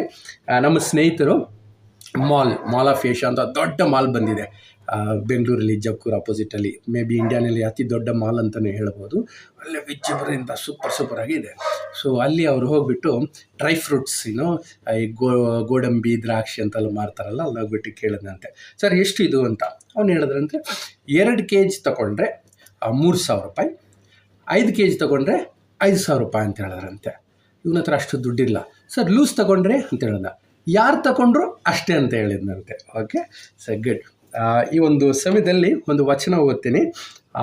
ಯೋಬನ ಪುಸ್ತಕದಲ್ಲಿ ಒಂದು ಅದ್ಭುತವಾದ ಒಂದು ವಿಷಯ ಇದೆ. 1ನೇ ಅಧ್ಯಾಯ 10ನೇ ವಚನ ನೋಡೋಣ. ಓಕೆ, ನಮಗೆಲ್ಲರಿಗೂ ಗೊತ್ತು ಯೋಬನು ಯಾವ ಥರ ಒಂದು ಜೀವನ ಜೀವಿಸ್ತಿದ್ದ. ದೇವರು ತುಂಬ ಸಂತೋಷವಾಗಿದ್ದರು ಆತನ ಬಗ್ಗೆ. ಒಂದು ದಿನ ಸೈತಾನನ ಜೊತೆಯಲ್ಲಿ ದೇವ್ರು ಹೇಳ್ತಾರಂತೆ, ನೀನು ನನ್ನ ಸೇವಕನಾದ, ನನ್ನ ಮಗನಾದ, ನನ್ನ ವ್ಯಕ್ತಿಯ ದಾಸನಾದ ಯೋಬನನ್ನು ನೋಡಿದ್ಯಾ, ಅವನೆಂಥ ಅದ್ಭುತವಾದ ಜೀವನ ಜೀವಿಸ್ತಿದ್ದಾನೆ ಅಂತ ಕೇಳಿದಂತೆ. ಅದಕ್ಕೆ ಸೈತಾನನು ಹೇಳಿದಂತೆ, ಓಕೆ, ಅದ್ಭುತವಾಗಿದೆ. 1ನೇ ಅಧ್ಯಾಯದಲ್ಲಿ ಅದಕ್ಕೆ ಸೈತಾನನು ಯೋಬನು ದೇವರಲ್ಲಿ ಭಯಭಕ್ತಿಯನ್ನು ಲಾಭವಿಲ್ಲದೆ ಇಟ್ಟಾದೇನೋ ಅಂತ ಹೇಳ್ತಾನೆ. ನೀನು ಅವನಿಗೂ ಅವನ ಮನೆಗೂ ಅವನ ಎಲ್ಲ ಸ್ವಾಸ್ಥ್ಯಕ್ಕೂ ಸುತ್ತಮುತ್ತಲು ಬೇಲಿಯನ್ನು ಹಾಕಿದೀಯಲ್ಲ. ಇಲ್ಲಿ ಯೋಬನು ಸಹ ಅವನೇ ಹೋಗಿ ಅದನ್ನು ಹೇಳ್ತಾ ಇಲ್ಲ. ದೇವ್ರು ನನ್ನ ಬಾಳಿನ ಸುತ್ತಲೂ ಒಂದು ಬೇಲಿಯನ್ನು ಹಾಕಿದಾನಂತ ಸೈತಾನನು ಹೇಳ್ತಾನೆ. ಯೋಬನ ಜೀವನದ ಸುತ್ತಲೂ ನೀನು ಒಂದು ಬೇಲಿಯನ್ನು ಹಾಕಿದ್ದೀಯ. ಭದ್ರತಾ ಬೇಲಿ. ಬೇಲಿ ಇರೋದು ಭದ್ರತೆಗೆ. ಮನೆಗೆ ಬೇಲಿ ಥರ ಒಂದು ಕದ ಇಟ್ಟಿದ್ವಿ. ಯಾಕೆ? ಭದ್ರತೆಗೆ. ನಾವು ತೋಟಗಳಿದ್ರೆ ಅದಕ್ಕೊಂದು ಬೇಲಿ ಹಾಕ್ತೀವಿ. ಯಾಕೆ? ದನ ಕರುಗಳು ಒಳಗೆ ನುಗ್ಗಬಾರ್ದಂತ. ಇನ್ನು ನಮ್ಮ ಚಿಕ್ಕಮಂಗ್ಳೂರು ಆ ಥರ ಮಲೆನಾಡು ಕಡೆ ಅಂತೆಲ್ಲ ಹೋದರೆ ಅಲ್ಲಿ ಎಲೆಕ್ಟ್ರಿಕ್ ಫೆನ್ಸಿಂಗ್ ಮಾಡ್ತೀವಿ. ವಿದ್ಯುತ್ ಶಕ್ತಿ ಹಾಕಿ ಅದು ಅದರಲ್ಲಿ ಬೇಲಿ ಇರುತ್ತೆ. ಯಾಕಂದರೆ ಅಲ್ಲಿ ಆನೆಗಳು ಬರೋದು ಬಂದು ನಮ್ಮದಲ್ಲಿರೋದನ್ನೆಲ್ಲ ನಾಶ ಮಾಡುತ್ತೆ ಅಂತ ಅದನ್ನು ಬೇಲಿ ಹಾಕಿ ಭದ್ರತೆ ಮಾಡುತ್ತೇವೆ. ಅದು ಮಾತ್ರ ಅಲ್ಲ, ನಮ್ಮಲ್ಲಿ ಕೆಲವರು ಲೈಫ್ ಇನ್ಶೂರೆನ್ಸ್ಗಳು ತಗೋತೀವಿ ನಮ್ಮ ಜೀವನನ್ನು ಭದ್ರತೆ ಮಾಡಬೇಕಂತ. ಇನ್ನೂ ಒಳ್ಳೆ ಇದು LICನಲ್ಲಿ ಒಂದು ಜೀವನಾನಂದ ಅಂತ ಪಾಲಿಸಿ ಇದೆ. ಅದ್ರ I like the tag line, ಜೀವನ್ಕೆ ಸಾಥ್ ಬಿ ಜೀವನ್ಕೆ ಬಾದ್ ಬಿ ಅಂತ. ಓಕೆ. ಸೊ ನಮ್ಮ ಜೀವನನ ಭದ್ರತೆ ಮಾಡಬೇಕಂತ ಅನೇಕ ರೀತಿಯಲ್ಲಿ ನಾವು ಅನೇಕ ವಿಷಯಗಳನ್ನ ಮಾಡ್ತೇವೆ. ಯೋಚಿಸಿ ನೋಡಿ, ನಾವು ಮಾಡುವ ಸಣ್ಣ ನಮ್ಮ ಆಸ್ತಿಗೆ ಒಂದು ಬೇಲಿ, ನಮ್ಮ ಮನೆಗೆ ಒಂದು ಬೇಲಿ, ನಮ್ಮ ಭವಿಷ್ಯಕ್ಕೆ ಒಂದು ಸಣ್ಣ ಬೇಲಿ ಥರ ಈ ಒಂದು ಇನ್ಶೂರೆನ್ಸ್ ಅಂಥದ್ದೆಲ್ಲ ತಗೊಳ್ಳೋದು. ಇದಕ್ಕಿಂತ ಹೆಚ್ಚಾಗಿ ದೇವರೇ ಒಂದು ಬೇಲಿ ಹಾಕಿದರೆ ಹೇಗಿರುತ್ತದೆ? ಅದೇ ಆಗುತ್ತದೆ. ಯೋಬನ ಜೀವನದಲ್ಲಿ ನೀವು ನೋಡಿದರೆ ಸೈತಾನಿಗೆ ಯೋಬನನ್ನು ಮುಟ್ಟಕ್ಕಾಗ್ತಾ ಇಲ್ಲ, ಅವನನ್ನು ಯಾವುದೇ ರೀತಿಯಲ್ಲಿ ಕಷ್ಟಕ್ಕೆ ಒಳಗಾಗ್ಸೋಕ್ಕೆ ಆಗ್ತಾ ಇಲ್ಲ, ಅವನ ಜೀವನವನ್ನು ಏನೂ ಮಾಡೋಕ್ಕಾಗಿಲ್ಲ. ಯಾಕೆಂದರೆ ದೇವರು ಅವನ ಜೀವನಕ್ಕೆ ಒಂದು ಬೇಲಿಯನ್ನು ಹಾಕಿದ್ದಾರೆ, ಅದನ್ನು ದಾಟಿ ಬರೋಕ್ಕೆ ಆಗ್ತಾ ಇಲ್ಲ. ಸೊ ಈ ದಿನದ ಸಂದೇಶದ ಶೀರ್ಷಿಕೆ ಅದೇ, ದೇವರು ಹಾಕಿದ ಭದ್ರತಾ ಬೇಲಿ. ದೇವರು ಹಾಕಿದ ಭದ್ರತಾ ಬೇಲಿ ನಮ್ಮ ಜೀವನಕ್ಕೆ ಯೋಚಿಸಿ ನೋಡಿ. ದೇವರೇ ಒಂದು ಭದ್ರತಾ ಬೇಲಿ ಹಾಕಿದರೆ ಅದು ಹೆಂಗಿರುತ್ತದೆ? ಯೋಬನ ಥರ ನಮ್ಮ ಜೀವನಕ್ಕೂ ಒಂದು ಭದ್ರತಾ, ಯೋಬನ ಥರ ನನ್ನ ಜೀವನಕ್ಕೂ ಒಂದು ಭದ್ರತಾ ಬೇಲಿ ಬೇಕಂದ್ರೆ ನನಗೆ ಆಸೆ ಆಗಿದೆ. ನನಗೆ ಮಾತ್ರ ಅಲ್ಲ, ನನ್ನ ವಂಶಸ್ಥರಿಗೂ ಕೊಟ್ಟುಬಿಟ್ರೆ ಅದು ಅವ್ರಿಗೆ ಮಾತ್ರ, ನನ್ನ ಇಹಲೋಕ ಮಾತ್ರ ಅಲ್ಲ, ನನ್ನ ಸತ್ತ ನಂತರ ನನ್ನ ಆತ್ಮಜೀವನ, ನನ್ನ ನಿತ್ಯ ಜೀವನಕ್ಕೆ ಒಂದು ಬೇಲಿ ಹಾಕಿದರೆ ಹೇಗಿರುತ್ತದೆ? ಆ ಒಂದು ವಿಷಯಗಳನ್ನ, ಕೆಲವು ವಿಷಯಗಳನ್ನ ಈ ದಿನ ನನಗೆ ಅನ್ನಿಸಿದ ಕೆಲವು ವಿಷಯಗಳನ್ನ ನಿಮ್ಮೊಳಗೆ ಹಂಚ್ಕೊಳ್ಳೋಣ ಅಂತಿದ್ದೀನಿ. ಒಂದು ಪ್ರಾರ್ಥನೆ ಮಾಡಿ ಮುಂದಕ್ಕೆ ಹೋಗೋಣ. ಪ್ರಾರ್ಥಿಸೋಣ. ಪರಲೋಕದ ತಂದೆ ಅಪ್ಪ ಸ್ವಾಮಿ, ಒಂದು ಅದ್ಭುತವಾದ ಸಮಯವನ್ನು ಕೊಟ್ಟಿದ್ದಕ್ಕೆ ಸ್ತೋತ್ರ ಅಪ್ಪ ಸ್ವಾಮಿ. ನಿಮ್ಮ ವಾಕ್ಯವನ್ನು ಹೇಳಲು ನನಗೆ ಅರ್ಹತೆ ಇಲ್ಲ ತಂದೆ, ಆದರೆ ನಿಮ್ಮ ಕೃಪೆಯಿಂದ ನನಗೆ ಈ ಒಂದು ನೀಡಿದ ಭಾಗ್ಯಕ್ಕೋಸ್ಕರ ಸ್ತೋತ್ರ ತಂದೆ ಅಪ್ಪ ಸ್ವಾಮಿ. ತಂದೆಯಾದ ದೇವರೇ, ನಾವೆಲ್ಲರೂ ಈ ಭೂಲೋಕದಲ್ಲಿ ನಮ್ಮ ಜೀವನವನ್ನು ಭದ್ರತೆಗೊಳಿಸಿಕೊಳ್ಬೇಕು, ನಮ್ಮ ಮಕ್ಕಳ ಜೀವನವನ್ನು ಭದ್ರತೆಗೊಳಿಸ್ಬೇಕಂತ ಎಷ್ಟೋ ಕಷ್ಟಪಟ್ಟು ಅಪ್ಪ ಸ್ವಾಮಿ, ಎಷ್ಟೋ ಹಣ ಕೂಡಿಸ್ಕೊಂಡು ಸ್ವಲ್ಪ ಬಂಗಾರವನ್ನು, ಒಂದು ಭೂಮಿ, ಈ ಮನೆ, ಏನೋ ಒಂದು ತಗೊಂಡು ಏನೋ ಒಂದು ಭದ್ರತೆ ಮಾಡಬೇಕಂತಿದ್ವಿ. ಬಟ್ ಅನೇಕ ವೇಳೆಯಲ್ಲಿ ನಮಗೆ ಅದು ಮಾಡೋಕ್ಕಾಗ್ತಾಯಿಲ್ಲ ತಂದೆ, ಭದ್ರತೆ ಆಗ್ತಾಯಿಲ್ಲ ತಂದೆ ಅಪ್ಪ ಸ್ವಾಮಿ. ನೀವು ಯೋಬನ ಜೀವನಕ್ಕೆ ನೀವು ಭದ್ರತಾ ಬೇಲಿಯನ್ನು ಹಾಕಿದ್ದೀರಿ, ಅದೇ ಥರ ನಮ್ಮ ಜೀವನಕ್ಕೂ ಒಂದು ಭದ್ರತಾ ಬೇಲಿಯನ್ನು ಈ ದಿನ ನಮಗೆ ಹೇಗೆ ಹಾಕಿಸ್ಕೊಳ್ಳೋದಂತ ಕಲಿಯುವಾಗ ಪವಿತ್ರಾತ್ಮ ಮುಖಾಂತರ ಮಾತಾಡಿರಿ ತಂದೆ ಅಪ್ಪ ಸ್ವಾಮಿ. ಕೇಳುವರು ಸಹ ನೀವು ಅವರು ಯಾವ ರೀತಿ ಅರ್ಥೈಸಿಕೊಳ್ಳಬೇಕಂತ ಪವಿತ್ರಾತ್ಮ ಮುಖಾಂತರವಾಗಿ ಸಹಾಯ ಮಾಡಿರಿ ತಂದೆ. ಈ ಸಮಯ ಕೊಟ್ಟದಿಗೆ ಸ್ತೋತ್ರ ಹೇಳುತ್ತಾ ಯೇಸು ನಾಮದಲ್ಲಿ ಪ್ರಾರ್ಥಿಸ್ತೇನೆ, ಆಮೇನ್. ಓಕೆ. ಸೊ ಮೊದಲೇ ಹೇಳಿದಾಗೆ ಈ ದಿನ 3 ಅಂಶಗಳಿದೆ. ಮೊದಲನೇದು ದೇವರು ಹಾಕಿದ ಭದ್ರತಾ ಬೇಲಿ ನಮ್ಮ ಜೀವನಕ್ಕೆ, ಈ ಇಹಲೋಕಕ್ಕೆ, ಇಹಲೋಕದ ಜೀವನಕ್ಕೆ ಒಂದು ಭದ್ರತಾ ಬೇಲಿ. ಎರಡನೇದು ನಮ್ಮ ವಂಶಸ್ಥರ ಜೀವನಕ್ಕೆ, ನಾವೇನೋ ಒಂದು ಎಷ್ಟು ವರ್ಷ ಇರ್ತೀವಿ, ಎಷ್ಟು ಅದಾದಮೇಲೂ ನಮ್ಮ ವಂಶಸ್ಥರಿಗೂ ದೇವರು ಬೇಲಿ ಹಾಕಿ ಭದ್ರತಾ ಬೇಲಿನ ಹಾಕಬಹುದು. ಮೂರನೇದಾಗಿ ನಾವು ಸತ್ತ ನಂತರ ನಮ್ಮ ಆತ್ಮಕ್ಕೆ ನಿತ್ಯ ಜೀವನದ ಒಂದು ಬೇಲಿ ಸರ ಇರುತ್ತದೆ. Okay, so will understand what made God to put this fence hedge around Job's life. ಯೋಬನ ಜೀವನಕ್ಕೆ, ಇಷ್ಟೊಂದು ಕೋಟ್ಯಾಂತರ ಜನರ ಮಧ್ಯದಲ್ಲಿ ಯೋಬನ ಜೀವನಕ್ಕೆ ಮಾತ್ರ ದೇವರು ಯಾಕೆ ಅಂಥ ಒಂದು ಭದ್ರತಾ ಕೋಟೆಯನ್ನು, ಭದ್ರತಾ ಬೇಲಿಯನ್ನು ಹಾಕಿದನು? 1ನೇ ಅಧ್ಯಾಯದಲ್ಲಿ 1ನೇ ವಚನ ಹೇಳುತ್ತದೆ, ಊಚ್ ದೇಶದಲ್ಲಿ ಯೋಬನೆಂಬ ಒಬ್ಬ ಮನುಷ್ಯನಿದ್ದನು. ಅವನು ದೇವರಲ್ಲಿ ಭಯಭಕ್ತಿ ಉಳ್ಳವನಾಗಿ ಕೆಟ್ಟದನ್ನು ನಿರಾಕರಿಸುತ್ತಾ ನಿರ್ದೋಷಿಯು ಯಥಾರ್ಥ ಚಿತ್ತನು ಆಗಿದ್ದನು. ಯೋಬನು ಇಂಥ ಒಂದು ಬೇಲಿಯನ್ನು ದೇವರ ಕೈಯಿಂದ ಹಾಕಿಸ್ಕೊಳ್ಳೋಕ್ಕೆ ಅವನ ಜೀವನ ಕಾರಣ. ಅವನು ಮಾಡಿದ್ದನ್ನು ವಚನ ಹೇಳುತ್ತದೆ ಏನಂತ? ಆತನು ಭಯಭಕ್ತಿ ಉಳ್ಳವನಾಗಿ ಕೆಟ್ಟದನ್ನು ನಿರಾಕರಿಸುತ್ತಾ ನಿರ್ದೋಷಿಯು ಯಥಾರ್ಥ ಚಿತ್ತನು. ಈ 4 ವಿಷಯಗಳನ್ನು ಮಾಡಿದ್ದಕ್ಕೆ ದೇವರು ಅವನ ಜೀವನಕ್ಕೆ ಒಂದು ಭದ್ರತಾ ಬೇಲಿಯನ್ನು ಹಾಕಿದರು. ಸಹೋದರಿ, ಈ ದಿನವೂ ನಿಮಗೂ ನಮಗೂ ಈ ಅವಕಾಶವಿದೆ. ನಾವು ಬೆಳ್ಳಿ ಬಂಗಾರ ಕಷ್ಟ ಬಿದ್ದು ಹಗಲಿ ದುಡಿದು ಗಿಡ್ದು ಏನು ಸಂಪಾದನೆ ಮಾಡಿ, ಅಥವಾ ಯಾವುದೋ ಒಂದು ಜಮೀನು ತಗೊಂಡು, ಅಥವಾ ಜಮೀನಿಗೆ ಅಣ್ಣ ತಮ್ಮನ ಜೊತೆ ಜಗಳಾಡಿ ಏನೋ ಹಿಸ್ಸೆ ಮಾಡಿ ಭಾಗ ಮಾಡ್ಕೊಂಡಿದ್ರು, ಅಥವಾ ಕಷ್ಟ ಬಿದ್ದು ದುಡ್ಡು ಸೇವ್ ಮಾಡಿ, ಅಥವಾ ಪ್ರೀಮಿಯಮ್ಗಳು ಕಟ್ಕೊಂಡು ನಮಗೆ ಇನ್ಶೂರೆನ್ಸ್ಗಳು ಮಾಡಿಕೊಂಡ್ರು, ಅಷ್ಟೇನದು ಭದ್ರತೆ ಅನ್ನಿಸ್ತಾ ಇಲ್ಲ. ಎಲ್ಲದಕ್ಕಿಂತ ಅಲ್ಟಿಮೇಟ್ ಭದ್ರತೆ ದೇವರ ಕೈಯಿಂದನೇ ಒಂದು ಭದ್ರತೆ. ಲೈಕ್ ನಮ್ಮ ಮಕ್ಕಳಿಗೆ ಭದ್ರತೆ ಕೋಟೆ ಯಾರು? ನಮ್ಮ ಮಕ್ಕಳಿಗೆ ಭದ್ರತಾ ಕೋಟೆ ನಾವು. ಓಕೆ, ನಮಗೆಷ್ಟೇ ಕಷ್ಟ ಇರಲಿ, ನಷ್ಟ ಇರಲಿ, ನೋವಿರಲಿ, ಅವರ ಜೀವನವನ್ನು ನಾವಿರುವ ತನಕ ಭದ್ರತೆಯಾಗಿ ಇಟ್ಕೋಬೇಕಂತ ನಾವು ಒಂದು ಬೇಲಿ ಹಾಕ್ಬಿಟ್ಟಿದ್ವಿ. ಅವ್ರಿಗೆ ಏನೇ ಆದರೂ ನಾವು ಅದನ್ನ ನಿಂತ್ಕೋಬೇಕಂತ. ಇಮ್ಯಾಜಿನ್, ನಮ್ಮನ್ನು ಸೃಷ್ಟಿಸಿದ ಸೃಷ್ಟಿಕರ್ತನ ಕೈಯಿಂದ ನಮ್ಮ ಜೀವನಕ್ಕೆ ಒಂದು ಬೇಲಿಯಾದರೆ ಅದು ಎಷ್ಟು ಸುರಕ್ಷಿತ. ಎಷ್ಟು ಅದ್ಭುತವಾದ ಒಂದು ಜೀವನವಾಗಿರುತ್ತದೆ. ಸೊ ಅದಕ್ಕೆ ಯೋಬನು ಮಾಡಿದ ಈ 4 ಗುಣಗಳನ್ನು ನಾವು ಅಳವಡಿಸ್ಕೊಳ್ಳೋಣ ಸಹೋದರ. It's all about what pleases god, how we please god. ದೇವರಿಗೆ ಯಾವುದು ಸಂತೋಷ ತರುತ್ತದೆ ಅದನ್ನೇ ನಾವು ಯಾವ ರೀತಿ ದೇವರಿಗೆ ಸಂತೋಷ ಬರುವಂಥ ಜೀವನನ ಈ ಭೂಲೋಕದಲ್ಲಿ ಜೀವಿಸ್ತೀವಿ, ಅದೇ ದೇವರು ನಮಗೆ ಬೇಲಿಯನ್ನು ಹಾಕಿಸೋದಕ್ಕೆ ಕಡ್ಡಾಯ ಮಾಡುತ್ತದೆ. ಆ್ಯಂಡ್ ಅವರು ನಮ್ಮ ಜೀವನಕ್ಕೆ ಒಂದು ಬೇಲಿಯನ್ನು ಹಾಕಿಬಿಟ್ರೆ ಅದಕ್ಕಿಂತ ಒಂದೊಂದು ಅದ್ಭುತ ಕಾರ್ಯವು ಏನೂ ಇಲ್ಲ. ನಾವು ಯೋಬನ ಬಾಯಿಂದನೇ ಕೇಳೋಣ ಅವನ ಜೀವನದಲ್ಲಿ ಯಾವ ರೀತಿ ಜೀವಿಸಿದೆ ಅಂತ. ಇದು ವಚನ ಅವನ ವಿವರಿಸ್ತದೆ ಅವನು ಯಾವ ರೀತಿ ಜೀವಿಸ್ದ ಅಂತ. ಆತನ ಜೀವನದಲ್ಲೇ ನೋಡೋಣ. ಯೋಬನು 31ನೇ ಅಧ್ಯಾಯ, ಒಂದು ಕಿರು ವಿಷಯ, ಜ್ಞಾನೋಕ್ತಿಗಳು 31 ಎಲ್ಲರಿಗೂ ಗೊತ್ತು, ದ ನೋಬಲ್ ವಿಮನ್ ಅಂತ ಇಂಗ್ಲೀಷಲ್ಲಿ. ಓಕೆ, ಸೊ ಅದ್ಭುತವಾದ ಒಂದು ಹೆಂಗಿರಬೇಕು, ಯಾವ ಥರ ಇರಬೇಕಂತ ಅನೇಕ ಸಲ ನನಗೆ ಆರ್ಗ್ಯುಮೆಂಟಲ್ಲಿ ಗೆಲ್ಲಕ್ಕಾಗಿಲ್ಲ ಅಂದರೆ ಕೆಲವು ಹಸ್ಬೆಂಡ್ಸ್ಗಳು ಹೇಳ್ತಾರೆ, ನೀನು ಸ್ಟಡಿಯನ್ನು ಓದು, ಜ್ಞಾನೋಕ್ತಿಗಳು 31 ಓದು, ಅವಾಗ ಗೊತ್ತಾಗುತ್ತೆ ಆ ಥರ ನೀನು ಹೆಂಡತಿಯಾಗಿದೆಯಾ ಅಂತ. ಅದೇ ಥರ ಉಲ್ಟಾ ನಮಗೆ ಹೇಳಬೇಕಂದ್ರೆ ಯೋಬನು 31 ಅದರಂತೆ ನಾವು ಗಂಡಸರಿದ್ದೀರಾ ಅಂತಲೂ ಕೇಳಬಹುದು. ಆಮೆನ್. ಸೊ ಅದ್ಭುತವಾಗಿದೆ. ಇಡೀ ಚಾಪ್ಟರ್ನ ನಾವು ಅದನ್ನು ಡಿಸ್ಪ್ಲೇ ಮಾಡೋಣ, ಆದರೆ ನಾನು ಕೆಲವು ವಚನಗಳನ್ನ ಮಾತ್ರ ಓದುತ್ತೇನೆ. ಇಡೀ ಅಧ್ಯಾಯನ ದಯವಿಟ್ಟು ಎಲ್ಲರೂ ಮನೆಯಲ್ಲಿ ಓದಿರಿ. ನಾನು ಅದನ್ನು ಇನ್ನೂ ಪದೇ ಪದೇ ಓದಬೇಕಂತ ನಿರ್ಧರಿಸಿದ್ದೀನಿ. ಓದೋಣ. ಓಕೆ, ಸೊ ಅದ್ರಲ್ಲಿ ನೋಡಿ ಮೊದಲನೇದು 5ರಿಂದ 8ನೇ ವಚನ ನೋಡೋಣ. ಇದು ಯೋಬನು ಸ್ವತಃ ದೇವರ ಮುಂದೆ ಹೇಳುತ್ತಿದ್ದಾನೆ. ಸುಮ್ಮನೆ ಹೇಳೋಕ್ಕಾಗಲ್ಲ. ಓಕೆ, ಮಾಡದೇ ಇರೋ ವಿಷಯಗಳನ್ನ ದೇವ್ರ ಮುಂದೆನೇ ಆತನು ಹೇಳುತ್ತಾನೆ. ಅವನು ದೇವ್ರ ಬಗ್ಗೆ ಅವನ ಜೀವನದ ಬಗ್ಗೆ ಹೇಳುವಾಗ 5ನೇ ವಚನದಿಂದ, ದೇವರು ನನ್ನನ್ನು ನ್ಯಾಯವಾದ ತ್ರಾಸಿನಲ್ಲಿ ತೂಗಿ ನನ್ನ ಯಥಾರ್ಥವನ್ನು ತಿಳಿದುಕೊಳ್ಳಲಿ. ಒಂದು ವೇಳೆ ನಾನು ಕಪಟದ ಜೊತೆಯಲ್ಲಿ ನಡೆದು ಮೋಸವನ್ನು ಹಿಂಬಾಲಿಸಿ ಓಡಿ ನನ್ನ ನಡತೆಯಲ್ಲಿ ದಾರಿ ತಪ್ಪಿದ್ದರೆ, ನನ್ನ ಹೃದಯವು ಕಂಡದನ್ನು ಹಿಂಬಾಲಿಸಿದ್ದರೆ, ನನ್ನ ಕೈಗಳಲ್ಲಿ ಕಲ್ಮಶವು ಅಂಟಿಕೊಂಡಿದ್ದರೆ, ನಾನು ಬಿತ್ತಿದನ್ನು ಮತ್ತೊಬ್ಬನು ಉಣ್ಣಲಿ. ಅವನು ಯಾವ ರೀತಿ ಹೇಳ್ತಿದ್ದಾನೆ, ನಾನು ಯಾವತ್ತೂ ಮೋಸ ಮಾಡಿಲ್ಲ, ಸುಳ್ಳು ಹೇಳಿಲ್ಲ. ಇನ್ನೊಂದು ವಿಷಯಗಳು 1ನೇ ವಚನನೇ ನೋಡಿ, 31ರಲ್ಲಿ 1ನೇ ವಚನನೇ ಮರ್ತಿದ್ದೆ ನಾನು. ನನ್ನ ಕಣ್ಣುಗಳೊಡನೆ ನಿಬಂಧೆಯನ್ನು ಮಾಡಿಕೊಂಡಿದ್ದೇನೆ, ಯುವತಿಯ ಮೇಲೆ ಹೇಗೆ ಕಣ್ಣಿಟ್ಟೇನು ಅಂತ ಒಂದು ಪರಿಶುದ್ಧತೆ ಬಗ್ಗೆ ಒಂದು ಒಡಂಬಡಿಕೆ ಮಾಡಿಕೊಂಡಿದ್ದ. ಸುಳ್ಳು ಹೇಳಲ್ಲ ಅಂತ, ಮೋಸ ಮಾಡಲ್ಲ ಅಂತ ಒಡಂಬಡಿಕೆ ಮಾಡಿಕೊಂಡಿದ್ದ. 13ನೇ ವಚನ ನೋಡೋಣ.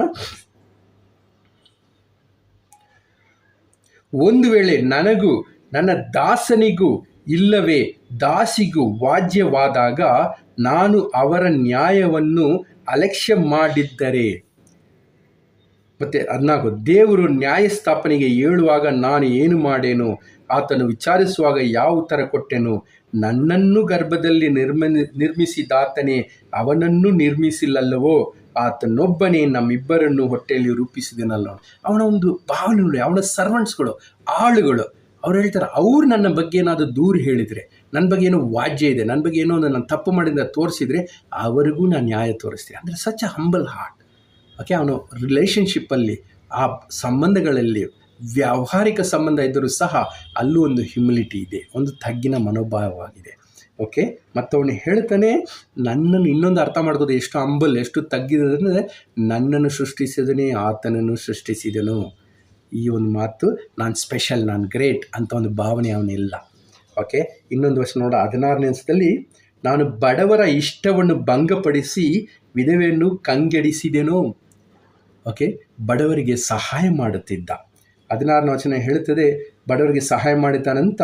ಮತ್ತು 20ನೇ ವಚನ ಹೇಳುತ್ತದೆ, ಅವರ ಸೊಂಟವನ್ನು ನನ್ನ ಕುರಿಗಳ ಉಣ್ಣೆಯಿಂದ ಬೆಚ್ಚಗಾಗಿ ನಾನು ಅರಿಸಲ್ಪಡಲಿಲ್ಲವೋ. ಯಾರು ಕಷ್ಟದಲ್ಲಿದ್ದಾರೋ ಅವ್ರಿಗೆ ಸಹಾಯ ಮಾಡಿದ್ದಾನೆ. 24ನೇ ವಚನದಲ್ಲಿ ಹೇಳುತ್ತಾನೆ, ಒಂದು ವೇಳೆ ನಾನು ಬಂಗಾರದಲ್ಲಿ ಭರವಸೆ ಇಟ್ಟು ಅಪರಂಜಿಗೆ ನಿನ್ನನ್ನೇ ನಂಬಿದ್ದೇನೆ ಎಂದು ಹೇಳಿದ್ದರೆ, ಅಂದರೆ ಅವನ ಭರವಸೆ ಬೆಳ್ಳಿ ಬಂಗಾರದಲ್ಲಿ ಸೆಕ್ಯೂರಿಟಿ, ಭದ್ರತೆ, ಅವನ ಭದ್ರತಾ ಬೇಲಿ ಅದಲ್ಲ. ಅನೇಕ ವೇಳೆ ನಾವು ಅಂದ್ಕೊತೀವಿ, ಏನೋ ಮಾಡಿ ಏನೋ ಒಂದು ಸ್ವಲ್ಪ ಸ್ವಲ್ಪ ಏನಾದರೂ ಕೂಡಿಟ್ಟು ಬಿಡಬೇಕಂತ ಕಷ್ಟಪಟ್ಟು ಕೆಲಸ ಮಾಡಿ, ಆದರೆ ನಾವು ಏನು ಗಳಿಸಿದೀವೋ ಅದ್ರ ಮೇಲೆ ಭರವಸೆ ಇಡಬೇಡಿ. ಅದು ನಮ್ಮ ಭದ್ರತಾ ಬೇಲಿ ಅಲ್ಲ. ಭದ್ರತಾ ಬೇಲಿ ನಮ್ಮ ಸೃಷ್ಟಿಕರ್ತನಾದ ದೇವರು, ಆತನದೇ ಭದ್ರತಾ ಬೇಲಿ. 29ನೇ ವಚನ ಹೇಳುತ್ತದೆ, ನನ್ನನ್ನು ದ್ವೇಷಿಸಿದವನಿಗೆ ಕೇಡು ಬಂದಾಗ ಉಬ್ಬಿಕೊಂಡು ಅವನ ನಾಶಕ್ಕೆ ಹಿಗ್ಗಿದ್ದೇನೋ, ಇಲ್ಲ, ನನ್ನ ಬಾಯಿ ಅವನನ್ನು ಶಪಿಸಿ ಅವನ ಪ್ರಾಣ ಹೋಗಲಿ ಎಂದು ಬೇಡಿಕೊಂಡು ಪಾಪವಶವಾಗುವುದಕ್ಕೆ ನಾನು ಒಪ್ಪಲೇ ಇಲ್ಲ. ಏನೋ ಕ್ಯಾರೆಕ್ಟರ್ಸ್ ನೋಡಿ, ಅವನ ಒಂದು ಗುಣಗಳು. ಸುಮಾರು ಸತಿ ನಮಗೆಲ್ಲ ಒಂದು ಸ್ವಾಭಾವಿಕವಾಗಿ ನಾವು ಯಾರನ್ನ ಇಷ್ಟಪಡಲ್ವೋ ಅವ್ರಿಗೇನಾದ್ರು ಕೇಳಾದರೆ ಒಂದು ಖುಷಿ ಆಗಲಿ ತುಂಬ ಸಂತೋಷ ಆ ಥರ ಇರ್ಬೋದು. ಆದರೆ ಇವನು ಹೇಳ್ತಾರೆ, ನನ್ನನ್ನು ದ್ವೇಷಿಸುವವನು ಕೇಡು ಬಂದರೂ ನಾನು ಉಬ್ಬಿಸ್ಕೊಳ್ಳಲ್ಲ. ನಾನು ಅವನ್ನ ದ್ವೇಷಿಸಲ್ಲ, ಅವ್ನು ನನ್ನನ್ನು ದ್ವೇಷಿಸ್ತಾನೆ, ಆದರೂ ಅವನಿಗೆ ಕೇಡು ಬಂದಾಗ ನಾನು ಅದನ್ನು ಇಷ್ಟಪಡಲ್ಲ, ಸಂತೋಷ ಪಡಲ್ಲ. ಅವನಿಗೆ ಹಿಂಗೆ ಆಗಲಿ ಅಂತಲೂ ನಾನು ಹೇಳಿ ಪಾಪವಶಕ್ಕೆ ಹೋಗಲ್ಲ. ಎಂಥ ಒಂದು ಅದ್ಭುತವಾದ ಗುಣಗಳು ನೋಡಿ.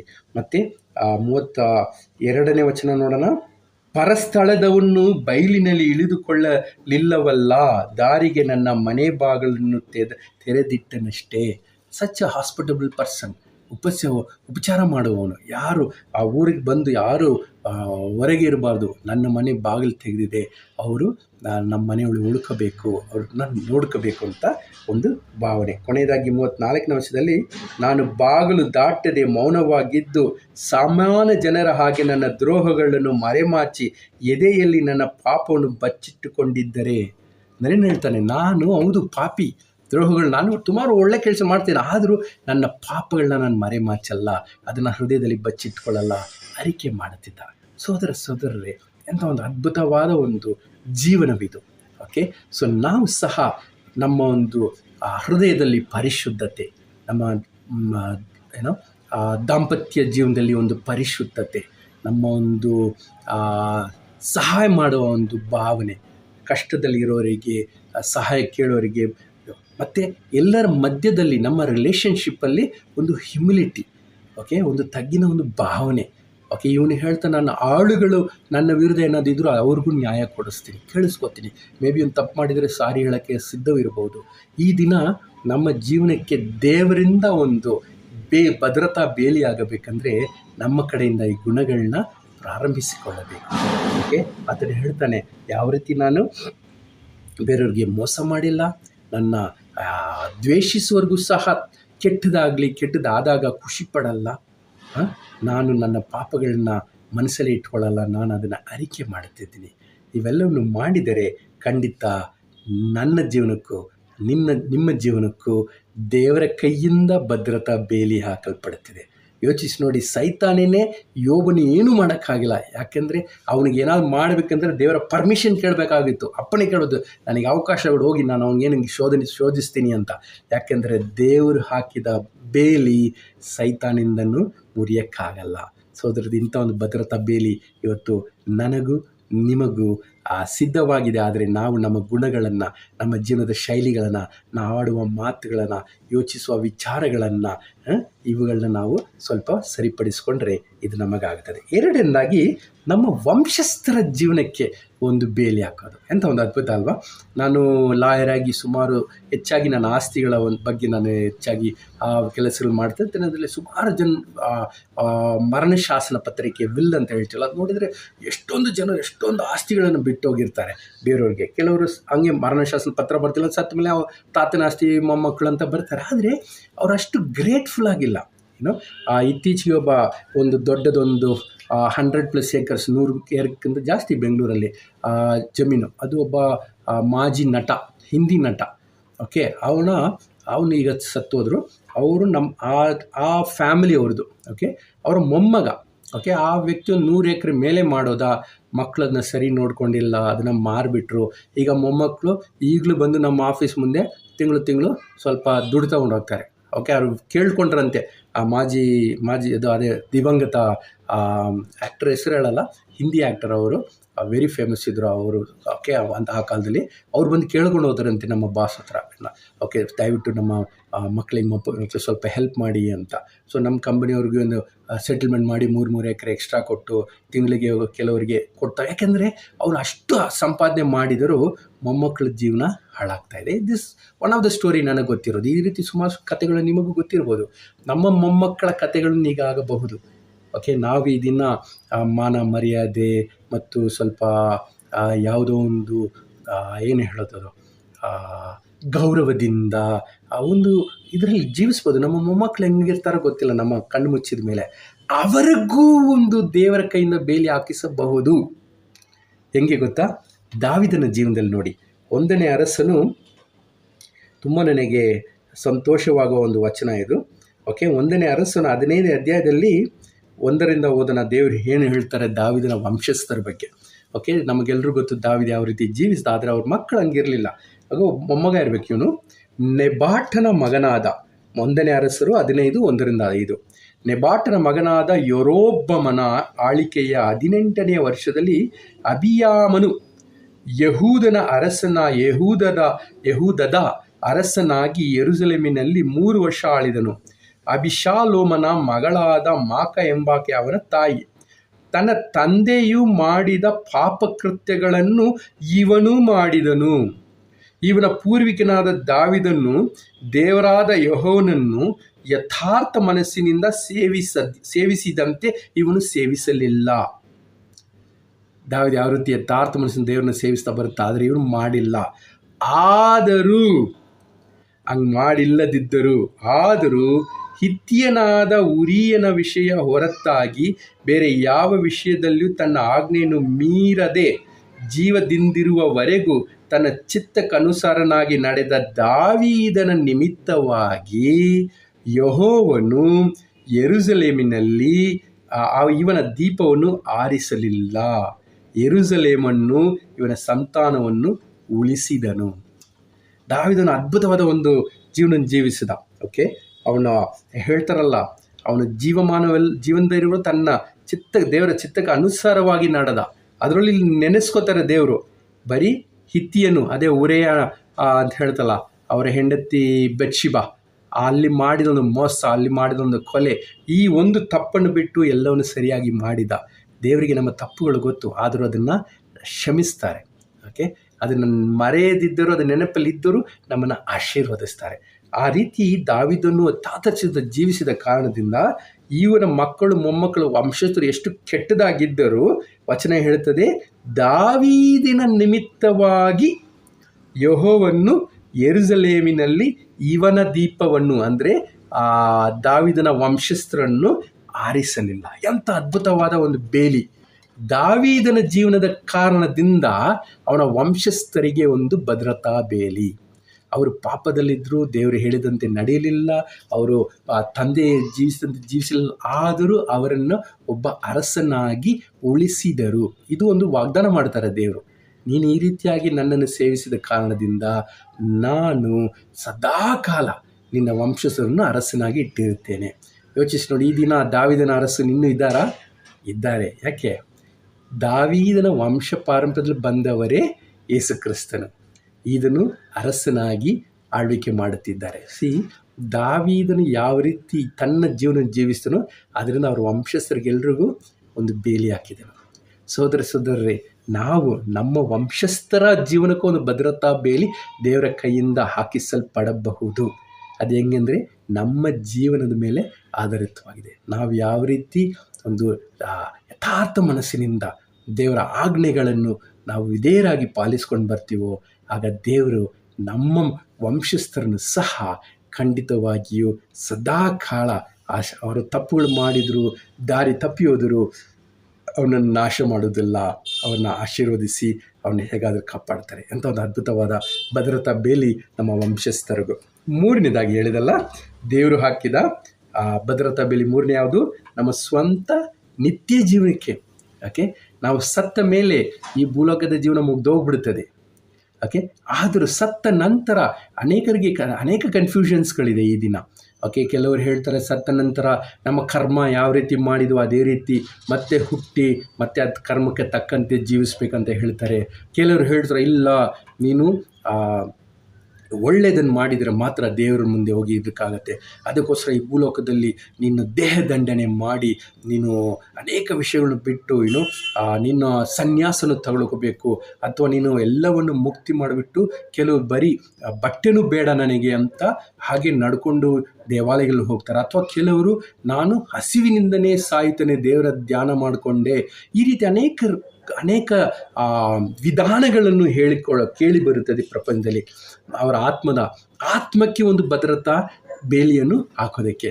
ಆದರೆ ಕ್ರಿಸ್ತನು ವಚನದಲ್ಲಿ ಎಷ್ಟು ಅದ್ಭುತವಾದ ಒಂದು ಬೇಲಿಯನ್ನು ಹಾಕೋದಕ್ಕೆ ಸಹಾಯ ಮಾಡಿದ್ದಾರೆ. ಯೋಹಾನನು ಬರೆದ ಸುವಾರ್ತೆಯಲ್ಲಿ 3ನೇ ಅಧ್ಯಾಯಕ್ಕೆ ತಿರುಗಿಸೋಣ. 16ನೇ ವಚನದಿಂದ ಓದೋಣ. ದೇವರು ಲೋಕದ ಮೇಲೆ ಎಷ್ಟೋ ಪ್ರೀತಿಯನ್ನಿಟ್ಟು ತನ್ನ ಒಬ್ಬನೇ ಮಗನನ್ನು ಕೊಟ್ಟನು. ಆತನನ್ನು ನಂಬುವ ಒಬ್ಬನಾದರೂ ನಾಶವಾಗದೆ ಎಲ್ಲರೂ ನಿತ್ಯ ಜೀವವನ್ನು ಪಡೆಯಬೇಕೆಂದು ಆತನನ್ನು ಕೊಟ್ಟನು. ದೇವರು ತನ್ನ ಮಗನ ಮುಖಾಂತರ ಲೋಕಕ್ಕೆ ರಕ್ಷಣೆಯಾಗಬೇಕೆಂದು ಆತನನ್ನು ಕಳಿಸಿಕೊಟ್ಟನೇ ಹೊರತು ತೀರ್ಪು ಮಾಡುವುದಕ್ಕಾಗಿ ಕಳಿಸಲಿಲ್ಲ. ಸೊ ಅದರಲ್ಲಿ ಒಂದು ಅದ್ಭುತವಾದ ಒಂದು ಏನು ಹೇಳೋದು, ಸಲೀಸಾದ ರೀತಿಯಲ್ಲಿ, ಒಂದೊಂದು ಅಷ್ಟು ಸರಳವಾದ ರೀತಿಯಲ್ಲಿ ದೇವರು ನಮ್ಮ ಒಂದು ಆತ್ಮ ಜೀವನಕ್ಕೆ, ನಾವು ಸತ್ತ ನಂತರ ನಾವು ನಮ್ಮ ಆತ್ಮಗಳು ದೇವರ ಬಳಿಯಲ್ಲಿ, ನಮ್ಮ ಸೃಷ್ಟಿಕರ್ತನ ಬಳಿಯಲ್ಲಿ ಹಿಂತಿರುಗಿ ಅವರೊಂದಿಗೆ ಸದಾಕಾಲ ಜೀವಿಸುತ್ತದೆ. ಅದೇ ನಿತ್ಯ ಜೀವನ ಅಂತ ಹೇಳುತ್ತೇವೆ. ಈ ಲೋಕವು ಒಂದು ಅಲ್ಪ ಜೀವನ. ಓಕೆ, ಇದು ಇಷ್ಟು ಒಂದು ಕೆಲವರು 40, 50, 60, 80, 100 ವರ್ಷ ಅಥವಾ 110 ವರ್ಷ ಜೀವಿಸ್ಬೋದು. ಈಗ ನಮ್ಮ ಜೀವನ ತಿರುಗಿ ನೋಡೋಣ. ನಮ್ಮ ಜೀವನ ತಿರುಗಿ ನೋಡೋ ಸುಮಾರು 20 ವಯಸ್ಸಿದ್ದಾಗ ನಮ್ಮ ಲೈಫ್ ತಿರುಗಿ ನೋಡಿದ್ರೆ ಹಿಂಗೆ ಹೋದಂಗಿದೆ. ಇನ್ನೊಂದು 20 ವರ್ಷ ನೋಡಿದ್ರು ಹಾಗೇ ಇದೆ. ನನಗೆ ಅನ್ನಿಸ್ತಾ ಇತ್ತು, ನಾನು 20 ವಯಸ್ಸಿರುವಾಗಲೇ ಇದೇ ಉದಾಹರಣೆ ಯಾರಿಗೂ ಹೇಳಿದೆ, ನಮ್ಮ ಜೀವನ ಇಷ್ಟೇ, ಓಕೆ ಹಿಂಗೆ ಹೋದಂಗಿದೆ. ಇನ್ನೊಂದು 20 ವರ್ಷ ಆದಮೇಲೆ ನೋಡಿದರೆ ಮೇ ಬಿ ಒಂದು 2 ಚಿಟಿಕೆ ಜಾಸ್ತಿ ಆಗ್ಬೋದು ಅಷ್ಟೇ. ಈಗ ನನಗೆ 50 ತುಂಬಿದೆ, ಒಂದು 5 ಚಿಟಿಕೆ ಅಷ್ಟೇ. ಓಕೆ, ಸೊ ಇನ್ನೊಂದು ಎಷ್ಟು 10, 20, 30 ವರ್ಷ ಜೀವಿಸಿದ್ರು ಅಷ್ಟಕ್ಕೆ ಮುಗ್ದೋದು. ಅದಕ್ಕೆ ಇದು ಜೀವನ, ಇದು ಅಲ್ಪ ಜೀವನ. ಆದರೆ ದೇವರು ನಮಗೆ ನೀಡಲಿರುವುದು ನಿತ್ಯ ಜೀವನ, ಅಂದರೆ ಎವರ್ ಲಾಸ್ಟಿಂಗ್, ಎಂದೆಂದಿಗಿರೋದು. ಫ್ರೇಮ್ ಒಳಗೆ ಹೋಗ್ಬಿಡ್ತು.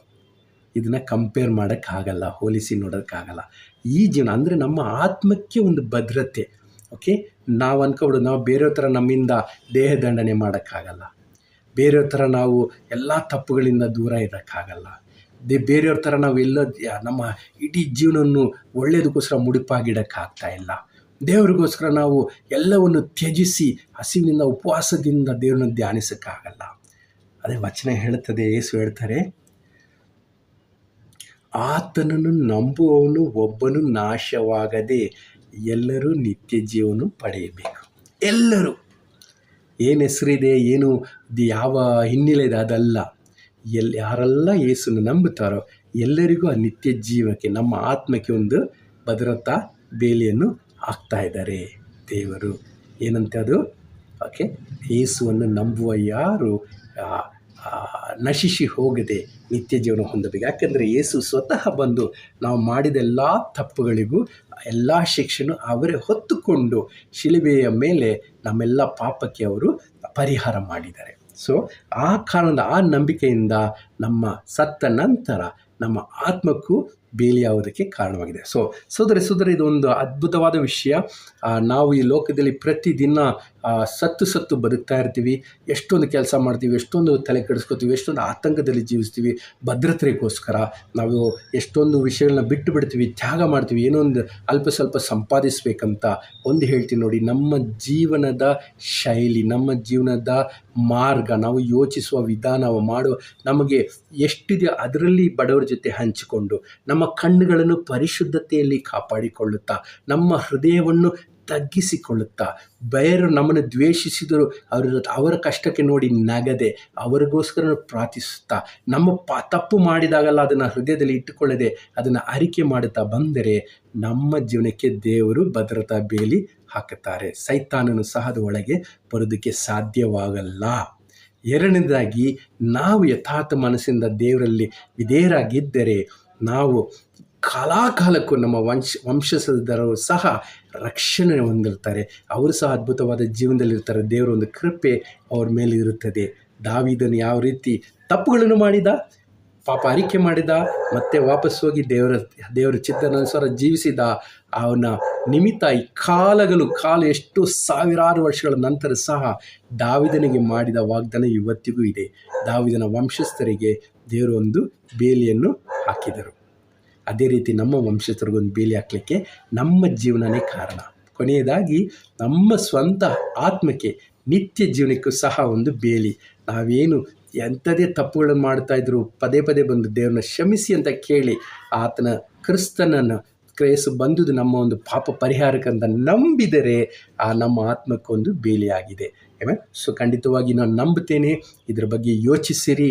ದಯವಿಟ್ಟು ಯೋಬನು 31ನೇ ಅಧ್ಯಾಯವನ್ನು ವಿಶೇಷವಾಗಿ ಸಹೋದರರು ಸಹೋದರಿಯರು ಎಲ್ಲರೂ ಓದಿರು. ವಿಶೇಷವಾಗಿ ಸಹೋದರರು ಅದನ್ನು ಓದನ್ನು ಅರ್ಥ ಮಾಡಿಕೊಳ್ಳೋಣ. ಯಾವ ರೀತಿ ನಾನು ಈ ಲೋಕದಲ್ಲಿ ನಾನು ಯಾವುದೇ ಪರಿಸ್ಥಿತಿಯಲ್ಲಿರಲಿ, ಯಾವುದೇ ಕೆಲಸದಿರಲಿ, ಎಷ್ಟೇ ಸಂಪಾದನೆ ಮಾಡ್ತಿರಲಿ, ಎಷ್ಟೇ ಸಾಲ ಇರಲಿ ಅಥವಾ ಎಷ್ಟೇ ಜಾಸ್ತಿ ಇರಲಿ, ಆಸ್ತಿ ಇರಲಿ, ಏನೇ ಇರಲಿ, ಆದರೂ ಸಹ ಈ ಗುಣಗಳನ್ನು ನಾನು ಹೊಂದಿದ್ದೇನಾ ಅಂತ ನೋಡೋಣ. ಯಾಕೆಂದರೆ ಆ ಗುಣಗಳನ್ನು ಹೊಂದಿದರೆ ಈ ಇಹಲೋಕದಲ್ಲೂ ಸಹ ದೇವರ ಒಂದು ಭದ್ರತಾ ಬೇಲಿ ನಮ್ಮ ಮೇಲೆ ಇರುತ್ತದೆ.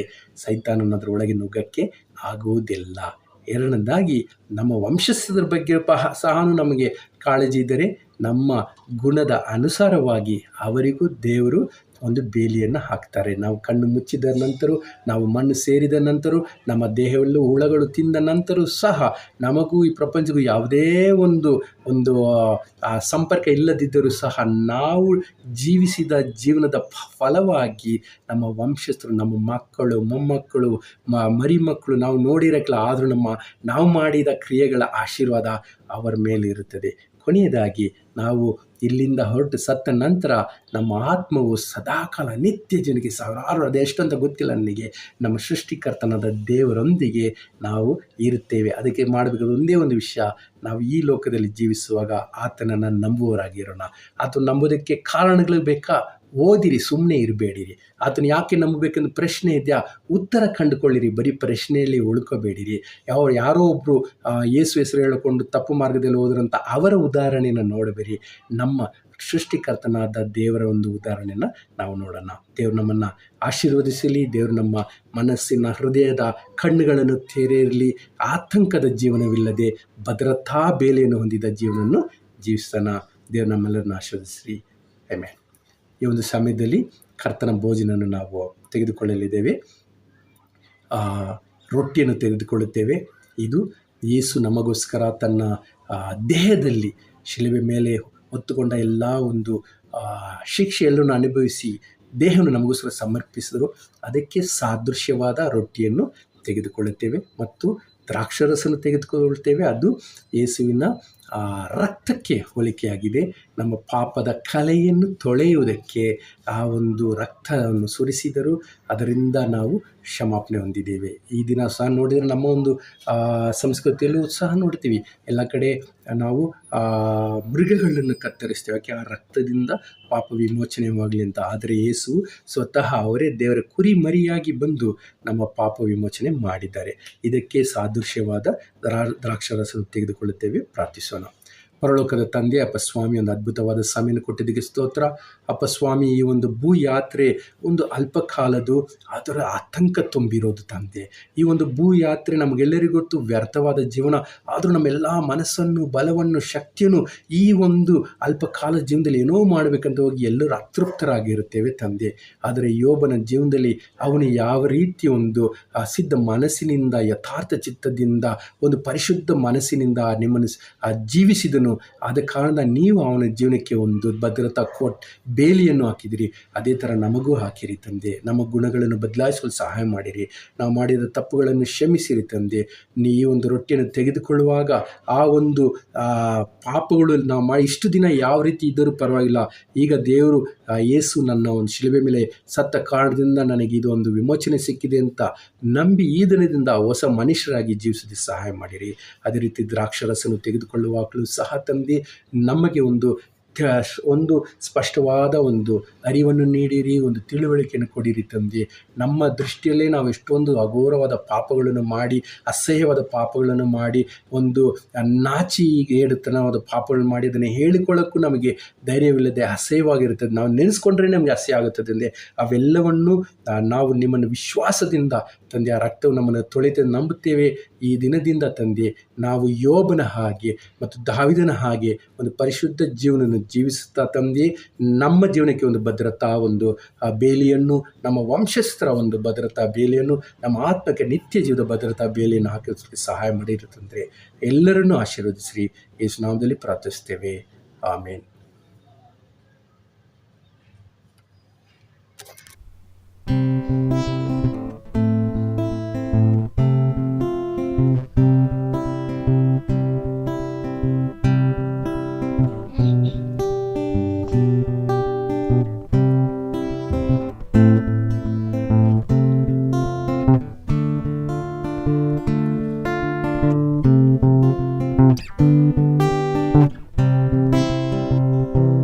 ನಾನು ನಿನ್ನವ ಪ್ರಿಯ ಕರ್ತನೆ, ನಿನ್ನ ವಾಕ್ಯ ನಂಬಿದೆ. ಇನ್ನು ಕೇವಲ ನಿನ್ನ ನ್ಯೋನ್ಯಕ್ಕೆ ಸೇರೋದೆನ್ನ ಕೋರಿಕೆ. ಏಳೆ ನನ್ನ ಏಳೆ ಪ್ರಿಯ ಕರ್ತನೆ, ನಿನ್ನ ಕ್ರೂಜಿ ಕಾಂಬಕ್ಕೆ. ಏಳೆ ನನ್ನ ಏಳೆ ಪ್ರಿಯ ಕರ್ತನೆ, ನಿನ್ನ ತೀವಿದೆಗೆ. ನಿನ್ನ ಸೇವೆಗೆ ಪ್ರಿಯ ರಕ್ಷಕ, ನೀ ಪ್ರತಿಷ್ಠಿಸೆಂದನು.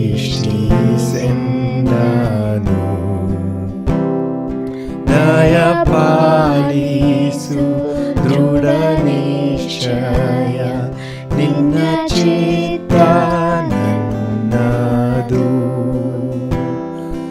ಏಳೆ ನನ್ನ ಏಳೆ ಪ್ರಿಯ ಕರ್ತನೆ, ನಿನ್ನ ಕ್ರೂಜಿ ಕಾಂಬಕ್ಕೆ.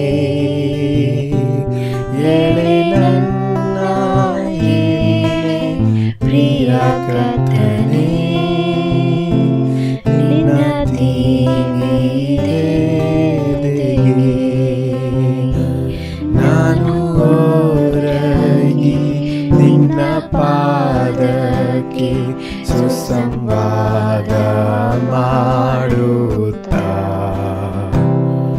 ನಿನ್ನ ಸಂಗಡ ಇರುವಗಳಿಗೆ ಇಂಥ ಮೂಲ್ಯ ಸಂತಸ್ತ. ಏಳೆ ನನ್ನ ಏಳೆ ಪ್ರಿಯ ಕರ್ತನೆ, ನಿನ್ನ ಕ್ರೂಜಿ ಕಾಂಬಕ್ಕೆ. ಏಳೆ ನನ್ನ ಏಳೆ ಪ್ರಿಯ ಕರ್ತನೆ,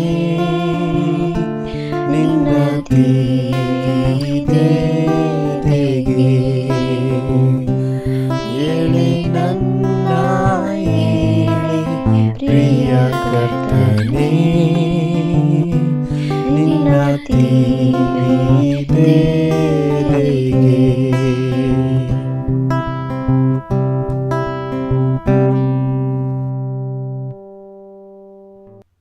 ತಿರುಗಾ ನಿಮ್ಮೆಲ್ಲರೂ ನೋಡೋಕ್ಕೆ ಬಹಳ ಸಂತೋಷ ಪಡ್ತೀನಿ ಸಹೋದರ ಸಹೋದರರೇ.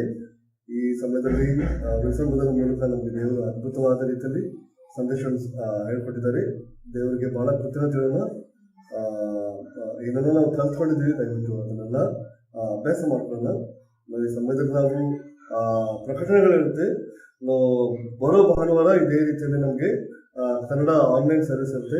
ಈ ಸಮಯದಲ್ಲಿ ನಾವು ಪ್ರಾರ್ಥನೆ ಮಾಡಿ ಈ ಕೂಟವನ್ನು ಮುಕ್ತಾಯ ಮಾಡೋಣ. ಅತಿ ಪರಿಶುದ್ಧವಾದ ದೇವರೇ, ನಮಗೆ ಸ್ತೋತ್ರ ಮಾಡ್ತೀನಿ. ಈ ದಿನ ಪಡೆದಿದ್ದಾಗಿ ಸ್ತೋತ್ರ, ವಂದನೆಗಳನ್ನು ಸಲ್ಲಿಸ್ತೀನಿ. ನಿಮ್ಮ ಅಪಾರದ ಪ್ರೀತಿ ನಮ್ಮನ್ನು ಇಡ್ತಿದ್ದಾಗಿ ಸ್ತೋತ್ರ. ದೇವರೇ, ನಿಮ್ಮ ವಾಕ್ಯಗಳ ಮೂಲಕ ನಮ್ಮನ್ನು ಉತ್ತೇಜನ ಪಡೆದಿದ್ದಾಗಿ ಸ್ತೋತ್ರ. ನಾವು ಏನೆಲ್ಲ ಕಲ್ತ್ಕೊಂಡಿದ್ದೀವಿ ವಾಕ್ಯಗಳನ್ನ, ಯಾರೆಲ್ಲ ಇದನ್ನು ನೋಡಿ ದೇವರೇ ನಿಮ್ಮ ವಾಕ್ಯಗಳನ್ನು ಕಲ್ತ್ಕೊಂಡಿದ್ದಾರೆ ಅವರೆಲ್ಲರನ್ನೂ ಆಶೀರ್ವಾದ ಮಾಡಿ ಬಲಪಡಿಸಿ ಅವರು ನಿಮಗೆ ವಿಶ್ವಾಸವುಳ್ಳವರಾಗಿ, ನಿಮಗೆ ನಾವೆಲ್ಲರೂ ವಿಶ್ವಾಸವುಳ್ಳವರಾಗಿ ನಡ್ಕೊಳ್ಳೋದಕ್ಕೆ ಸಹಾಯ ಮಾಡಿ ಪ್ರಾರ್ಥಿಸ್ತೀನಿ. ಬರುವಂಥ ಕಷ್ಟ ನಷ್ಟಗಳಲ್ಲಿ ದೇವರು ಎಲ್ಲವನ್ನು ಎದುರಿಸಿ ನಿಮಗೆ ಮಹಿಮೆ ಆಗುವ ರೀತಿಯಲ್ಲಿ ನಾವು ಜೀವಿಸುವಂತೆ ನಮ್ಮನ್ನು ಆಶೀರ್ವದಿಸುವಂತೆ ಕೇಳಿಕೊಂಡು ಈ ಪ್ರಾರ್ಥನೆ ನಿಮ್ಮ ಒಬ್ಬನ ಮಗನ ಯೇಸು ನಾಮದಲ್ಲಿ ಪ್ರಾರ್ಥಿಸಿದ್ದೇವೆ. ಆಮೆನ್.